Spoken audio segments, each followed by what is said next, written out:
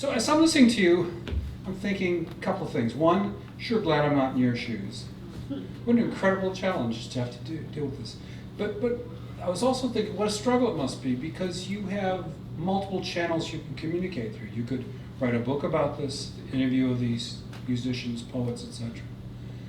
You could put a few paintings out, or you could go back, of course, to scribbling on your notes and getting music down.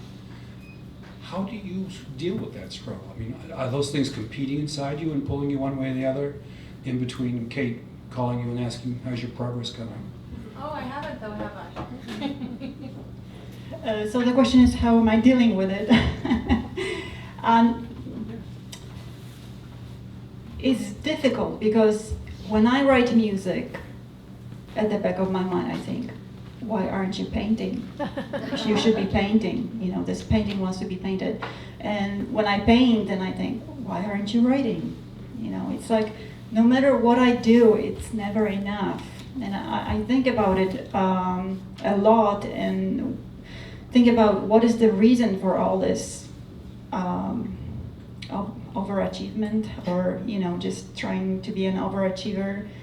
I'm not very good at resting, you know, and that's not something to brag about. I strive to actually designate time just for pure rest. And, you know, I am married, so I want to be present for my husband and for my family. But it is very difficult for me not to create. I find the meaning of life in creating. And funny that you mentioned that, oh, you could write about this, or my new novel, my debut novel, the psychological thriller, is a composer who is also a writer and a painter.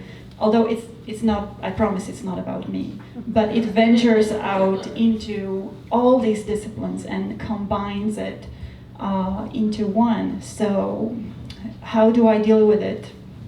Haphazardly.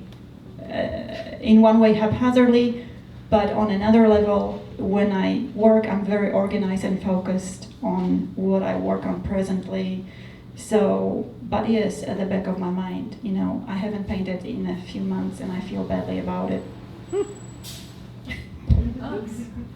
Another question? Anybody? Yes, please. I'm just curious, because it sounds like you have a very regimented way of going about your process. And I'm just wondering if you ever just go and let it stick, you know, like with paint, just let it, like have an organic moment. Because it sounds like you are very thought-oriented. There is plenty of those moments when I throw on the canvas, and Yeah. I love accidents. I like, as Bob Ross used to say, happy accidents. Yes. And I'm a big believer in improvisation. As a matter of fact, many people say that music composition is improvisation, but it's improvisation in slow motion, and we have a right to change our minds as we go. So absolutely, creativity and openness and spontaneity, absolutely. But it has to be within certain confines that I impose, that I decide on. And, you know, as I said before, I reserve the right to change my mind. And a lot of times I have done many accidental things that, you know, I did not plan, but then I tweak them, you know, and the next day I tweak them some more, and maybe I tweak them to the point where they become really something that they were not in the beginning. And that is like a journey in itself. So there's always a combination of, you know, being rigid and having freedom within the rigidity. That would be my ideal way to compose, to create anything, to have the freedom within the confines. Thank you. Thank you, Malaprop, so much. It's a thrill to be here.